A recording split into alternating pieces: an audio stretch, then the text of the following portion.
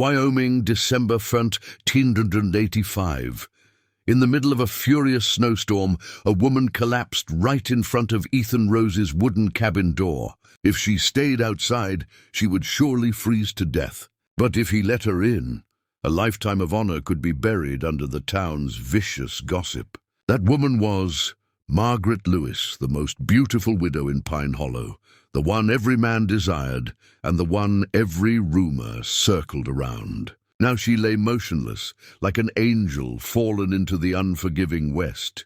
Ethan, 32 years old, had once sworn to his mother that he would only open his heart to a woman truly worthy. For years, he had kept that promise, living in solitude. But in that moment, as Margaret gasped for breath, her desperate eyes fixed on him, Ethan had to choose. Protect his honor or save her life. And before he made his decision, make sure to hit like, share, and subscribe, because what happens next will be even harsher than this blizzard. Not every chain is made of iron. Some chains are forged from tears and dying wishes, and Ethan Rowe had carried such a chain on his shoulders for 15 long years. And the night his mother passed away, she held the hand of her 17-year-old son and whispered, "Promise me, keep yourself for a woman truly worthy. Do not repeat your father's mistakes. Wait for real love. No 17-year-old boy could ever deny such a final wish." Ethan swore that night, and that oath became a cold lock, sealing away his youth. Now at 32 years old, Ethan was a tall, strong cowboy who could hit a coin from 50 paces. But beneath that steel exterior was a heart weighed down by loneliness. 6 acres of poor land and a meager herd of cattle were all he had. Yet they kept him walking straight in a world rotting with corruption. The folks of Pine Hollow whispered behind his back, "The virgin cowboy." They laughed when he avoided saloons, blushed when Widow Hanson poured him coffee, or withdrew from any talk that hinted at the flesh. To them it was a joke. To Ethan it was a battle, with the oath he had sworn over his mother's grave. The question that haunted him every night was this: was that vow a shield that kept him pure, or a noose that condemned him to live half a life in loneliness? And that was the secret behind the name, the Virgin Cowboy. But what would happen when that secret was tested for the very first time? Margaret Lewis knew all too well what loneliness felt like. Since the day her husband died of lungs, she had only chalkboards, chalk, and children who were never truly hers. At 45 years old, the tiny room behind the schoolhouse was her whole world, and her deep brown eyes, still holding dreams not entirely extinguished, were hidden beneath too much loss. The people of Pine Hollow whispered behind her back, "Too beautiful to be trusted, too graceful to be clean." Her auburn hair strewn with silver, her refined features, all made her the target of suspicion. Yet no one saw the loneliness slowly consuming her heart. Then came the 23rd of December, 1885. The cold was so bitter that breath froze in the air. A little girl at the Patterson farm was burning with fever, and the only doctor was trapped in Cheyenne. No one else but Margaret could help. Carrying medicine and some hot broth, she rode into the raging blizzard. She succeeded. The fever broke. But on her way home, the white hell swallowed every path. The wind howled like demons. Snow buried every trace. Her old horse, Ginger, fought through 6 miles, or about 9.5 kilometers, before collapsing, bones snapping, with a crack that would echo in Margaret's ears forever. Out there on the endless snowy plain, only she remained with 3 dreadful miles, about 5 kilometers left to go. Her leather shoes stiffened with ice. Her cloak was soaked through. Every breath stabbed her lungs like knives. Yet she kept walking, one step then another, until darkness swallowed her sight. And then a flicker of golden light shone through the storm from a wooden cabin in the middle of nowhere. Margaret thought she was dreaming. That light felt like the hand of God. She staggered forward, lifted her trembling hand to knock before her. Body collapsed. The door swung open.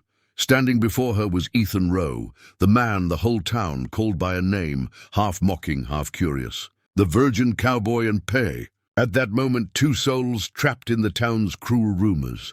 Margaret the widow, too beautiful to be trusted, and Ethan the cowboy, bound by a vow that chained 3 decades of his life, both realized one thing. The blizzard outside was only the beginning. The real storm was waiting inside their hearts. Part 4. Shelter in the cabin and the hidden flame. Ethan carried Margaret into the cabin, her body trembling like a branch about to snap. Her skin was pale, her lips blue, her dress soaked and cold as a burial shroud. "Do not leave me out there," she whispered.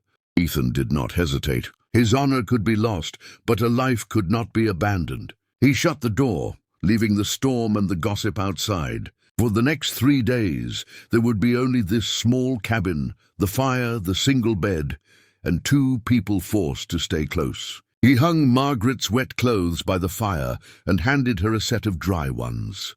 "Turn around," she murmured. Ethan turned his back, but the sound of wet fabric falling, of buttons coming undone.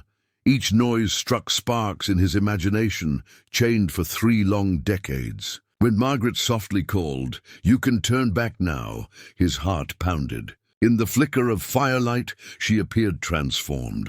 Her auburn hair tumbled loose, the oversized shirt draping her figure that the whole town gossiped about. Her deep brown eyes no longer hid, but glowed with a burning desire. "Thank you," she said softly, her smile trembling. They sat at the wooden table, sharing a meager supper, just hard bread and thin coffee. But the silence was heavier than any storm. Every glance lingered too long. Every breath mingled with the warmth of the fire, while another fire, far more dangerous, spread between them. Margaret broke the silence. "The town has a name for you." Ethan flushed. "I know, the virgin cowboy." She said it, half teasing, half searching. He gripped his cup tighter, his voice deep. "Let them say what they want." Margaret leaned closer, the firelight dancing in her eyes. "But do you truly not care?" Ethan could have evaded the question, but the blizzard had locked them inside the truth. He exhaled. "I made a promise to my mother that I would wait for a woman worthy 32 years, and I have kept it." Margaret was silent, then laid her hand over his rough one. The lightest touch felt like lightning striking his chest. "Then you," she whispered, "are either the most honorable man or the greatest fool I have ever met." Ethan looked into her eyes. For the first time in his life, he saw understanding. "Perhaps I am both," he said. Outside, the storm raged. But inside the cabin, another storm, hot, fierce, unstoppable, had begun, and over the next 2 days, it would consume them in ways no one could have foreseen. The second day passed, and the storm still showed no sign of easing, but the howl of the wind was only the backdrop for another danger, one with a human face. Ethan was splitting firewood behind the cabin when he heard hoofbeats shattering the snowy silence. 3 riders emerged through the white haze. Leading them was a powerful ran stallion, Ned Carver's horse. Carver, the owner of the Lucky Star Saloon, controlled most of the gambling, whiskey, and women in Pine Hollow. At 50 years old, with a paunch belly and cunning eyes, he had long harbored a sick obsession with Margaret Lewis. For 6 months he had showered her with flowers, sweet words, even promises of lifetime care. But to Margaret, every gesture of his was nothing but nauseating. "Row!" Carver's shout tore through the storm. "You have something of mine in there." Ethan stepped forward, Winchester in hand, but the barrel lowered. Beside Carver rode 2 hired brutes, Hank Doyle and Silas Crane, men who would risk their lives for a few bottles of free whiskey. "We have nothing of yours, Carver," Ethan said calmly. Carver's face flushed, whether from anger or cold. "Her horse died in the canyon. I followed the tracks right here. The whole town is worried she has vanished, and you are hiding her in that cabin." Through the window, Ethan glimpsed Margaret wrapped in the flannel shirt he had given her yesterday. Her gaze met his for just an instant, but it was enough to ignite fire in his chest. "She's taking shelter from the storm." "I have done nothing wrong," Ethan said, his tone hardening. Carver sneered, his smile filthy. "Shelter? Do not make me laugh. Row, the whole town knows you, the cowboy who has never known a woman. And now you want to practice on an old widow. Used goods you think a treasure." The words cut into Ethan like a knife. For years he had endured, kept his head down, swallowed the taunts. But now, with Margaret insulted, something inside him snapped. "Apologize, Carver," Ethan said, his voice cold as ice. "Carver spat into the snow, or what? You will shoot me over some worn-out woman?" The metallic click of Ethan's Winchester echoed like thunder in the woods. "I will say it once more, apologize." The world held its breath. Carver's hand twitched toward his gun, and in that instant hell erupted. Ethan's first shot tore through Hank's shoulder, knocking him from his saddle. The second shattered Silas's hand before he could even draw. Carver had just half-drawn his pistol when Ethan's bullet ripped the brim of his hat, missing his skull by an inch. "The next one will not be a warning," Ethan growled, eyes like steel. Carver's face drained of color. Never before had he seen the virgin cowboy of Pine Hollow stand so deadly firm. He yanked his reins, turning his horse, and spat through clenched teeth. "This is not over, Roe. It is over," Ethan answered, cocking the rifle once more. The three riders faded into the blizzard, leaving bloodstains on the white snow. Ethan stood silent, realizing that from this moment on, he was no longer the 17-year-old boy who obeyed his mother's last words. He had become a man ready to fight for what truly mattered, and that was waiting inside the cabin. Margaret stood at the window, having witnessed it all. She had seen the transformation from quiet cowboy to fierce protector. "You could have been killed," Margaret said, her voice trembling, her eyes shining bright. "There are things worth dying for," Ethan replied, his hands still quivering from the shots. Margaret stepped toward him, her bare feet gliding across the wooden floor, the thin flannel shirt glowing in the firelight, her eyes burned with a longing buried too long. "In your eyes, what am I?" "Ethan Rowe." He lowered the rifle, his voice rough but steady. "Everything." The storm outside still raged, but in the cabin another storm swept them both away. Dawn after 3 days of blizzard came quietly, silver light spreading across Wyoming. The sky was clear, and the snow on the cabin roof sparkled like diamonds beneath the Sunday. Ethan woke first. His chest rose and fell steadily, and resting against it as if it had always been hers was Margaret. Her auburn hair lay in wild tangles, carrying the faint scent of woods and cinnamon. In that moment, Ethan wished time itself would stop. Margaret stirred, her deep brown eyes slowly opening. When she saw him, a flicker of unease crossed her face. Years of judgmental glances had taught her to feel guilty whenever she revealed her softness. But Ethan did not look at her with judgment, only gentle wonder, as though she were a miracle he barely dared to believe was real. "Do you regret it?" Margaret's voice was as soft as wind, slipping through a crack in the door. Ethan bent down and kissed her tangled hair. "The only regret I have is that it took a storm for me to find you." A fragile smile touched Margaret's lips, like the first sunlight after rain. But then her voice grew firm. "The storm has passed. Now we must return to the world. You know what the town will say about us." Ethan sat up, pulling on his shirt. His gaze held hers, steadier than ever. "Let them talk. I have spent my life worrying about what they think. Now I care about only one thing, what you think." Margaret froze, her heart tightening in her chest. "I will not be your secret, Ethan. I have lived too many years, half hidden, half true. If we continue, it must be in daylight, not in shadows." Ethan smiled, his blue eyes shining. He stepped forward, took her hand, and then, to her astonishment, sank to one knee in the middle of the simple wooden room. "Margaret Lewis." His voice was deep and steady. "If you allow me, I will court you openly before God and all of Pine Hollow. And when you agree, I will ask to marry you." Margaret gasped, her eyes brimming with tears. Never in her life had a man dared his honor alongside her name. "Ethan!" Her voice broke, but her smile bloomed, trembling yet certain. Yes, outside the snow had stopped falling. Inside the cabin a new vow was born, not to the dead, but between two survivors of the storm who had found each other on the harsh frontier of the West.